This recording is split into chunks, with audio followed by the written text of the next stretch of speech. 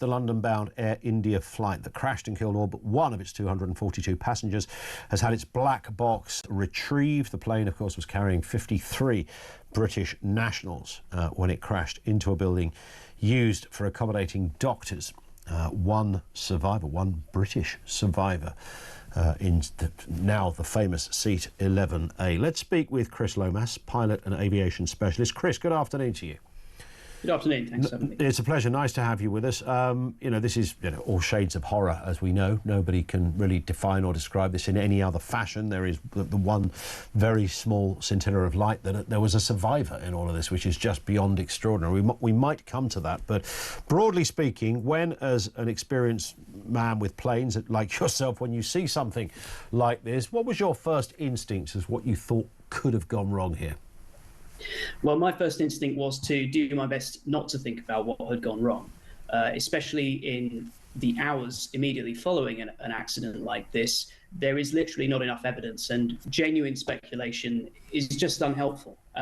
Whilst there's a lot of footage circulating online which shows the aircraft from various angles on the takeoff roll and during the impact itself. And there have been a lot of theories abounded from that. There have been some questions around the aircraft's configuration, so the position of the flaps and the landing gear. There have also been observations that suggest that the ram air turbine was deployed, which is a small device which juts into the airflow in the event of a power failure to provide electrical power to the aircraft. Yeah. That's another potential factor. But then, of course, there are a multitude of other potential causes which relate to the aircraft, the people involved. It could be so many different things, and there is never any one cause to an incident like this. So the short answer is I didn't have one, and I don't know. But we will soon start to see that. Yeah, I was just going to say, Chris, is there, without sounding cavalier about this, but I mean, once in a while there are such things as accidents, and stuff happens. It's million to one, but there is a one in that, and this could be such an occasion. Yeah, absolutely. I mean, I think that the kind of instance that we would put into that ballpark would be something like a failure of two or more engines, or in this case of two engines. And that's an example, I think, of what perhaps jumps to mind when you think of a failure like that. I think that that's incredibly unlikely. And as I said before, there is never one single root cause of failure. We have a thing called the Swiss cheese model, a series of causes of holes in a process or a behavior that line up to result in an accident, and that can involve both human and mechanical factors, and normally does involve a combination of the two. That is interesting. Yes, there's very few industries, as I don't need to tell you this, on the planet that are as safe and as geared up and coordinated. I think that's the key thing here, isn't it? As the airline industry, if something goes wrong, if suddenly an engineer realises there's a bolt that could be improved, everybody gets to hear about it.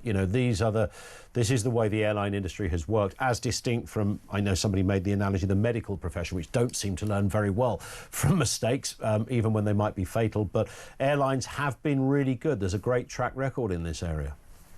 Absolutely. And I think it's important to reinstate how central safety culture is to, particularly to commercial aviation. It quite literally is at the cornerstone of what everybody does, from the manufacturers to the airlines, despite, what can sometimes, the impression you can sometimes get. It is a genuinely huge part of the business. And there are decades of learning and of experience that have gone into making air travel statistically the safest way to get from A to B.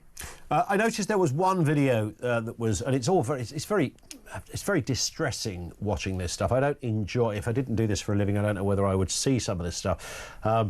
Because you are looking at people who are, 3 minutes away from jumping on an aeroplane, having the best day of their life, very excited, and then, of course, we now know what happens next. That, to me, it's very uncomfortable and disturbing to see that contrast of, life 1 minute and then we know what happened. But there was one in particular where somebody seemed to be suggesting that nothing on the aircraft was working. The air conditioning wasn't working. The touch screen on the back of the seat wasn't working. Now, I don't know whether there's any significance in that, or whether you've even seen this, Chris, but would something like that be a clue to something? Or could it just be that they hadn't turned on that particular part of the pre-takeoff routine? Yeah, so I have seen the footage you're referring to, and from what I recall of the footage, it refers to, I think, a malfunctioning in-flight entertainment system or a non-powered in-flight entertainment system, some flickering lights in the cabin, and a lack of air conditioning. Now, it's important to realise how separate systems like that are to the core operation of the aircraft, in terms of the systems that come into play during takeoff. A lot of those are quite peripheral systems, which are maintained on a daily or weekly basis as necessary by the airline staff.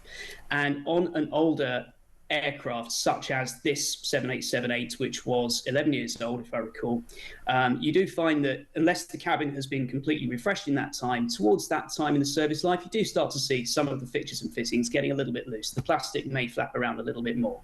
The IFE may occasionally go a bit jittery. Yeah. And when you think about the air conditioning, when the aircraft is on the ground, typically the aircraft runs on ground power. That stops us burning aviation fuel and helps keep our carbon emissions down, which is a huge goal for us as an industry. And quite often the air conditioning and air circulation in the aircraft has frankly a lot less oomph to it when it's ground powered. And you will notice when the engines start on the aircraft, that's typically when that air circulation from the blower over your head really kicks in. Yeah. So I don't think that there's anything we can immediately draw from that content. Just talk us through, if you would, Chris, sort of what happens next. We mentioned the black box recovery. Is it one or two black boxes? And what specifically are they? What do they hope to extrapolate from them? Yes, so one of the first goals in any air crash investigation, I'm not an investigator myself, of course, but from my understanding, one of the early goals is to recover those recorders.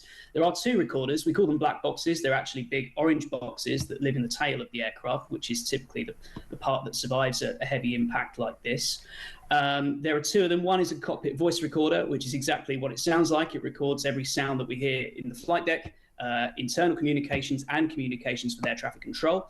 The other is a flight data recorder, which records the parameters of the aircraft itself, so what the pilots have set, what the aircraft is doing, what the aircraft is sensing.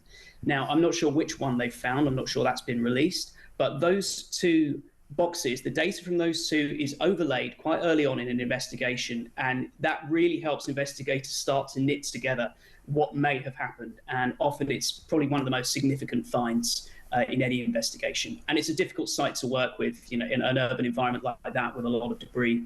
So they've done well, I think, to find one so quickly. Yes, indeed, and clearly the quicker the better. But of course, as you rightly allude to there, Chris, it's not, given what you're working with, a completely wreck of an aircraft, not always the easiest thing to do. And just a word on the one survivor. I would imagine I would speak for you on this one as well. I mean, people often use that word, it was a miracle, but when somebody survives a crash like that, not just survives it, but gets up and literally walks away from it. Yeah, it's quite astonishing. If that is the case, then it's really quite incredible. We refer to in the industry this type of accident as a hull loss, so the complete loss of an aircraft where it is no longer serviceable. And this is the first hull loss we've recorded of a Boeing 787 Dreamliner. So that's a very significant event, whatever the cause turns out to be. And sadly, drops from altitude, albeit not a great deal of altitude, 625 feet, the last altitude we registered on Flight Radar 24, at speed with full fuel tanks for that 10-hour flight to London. The odds of getting out of it, sadly, are incredibly slim, and it seems that in this case one individual has defied those odds, and it's a small saving grace, I think, in what is otherwise a very, very sad situation. Just out of interest, how fast is an aircraft going at that point? It always looks from when you're on the ground and you look at it, it looks fairly slow. What sort of speed though would it be doing up 600 feet into the air? Well, it depends on the aircraft, and it's important to state that actually this is one of the slower phases of flight. Takeoff and landing are when the aircraft is operating at its slowest speed, so that is a fair assessment.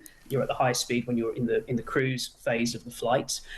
Typically, passenger jets can take off anywhere between sort of 140 to 150 knots. We measure airspeed in knots in aviation, and typically aircraft don't fly above 250 knots below 10,000 feet. So I don't have the airspeed data, sadly, in front of me for this flight. We will have tracked that, but the the ground speed of the aircraft. You'll be able to see that by looking at the replay on Flight Radar. But certainly at a speed and a height that you would ordinarily assume nobody could survive. But, you know, amazing for this one survivor that they have managed to circumnavigate all the odds on this one, I guess.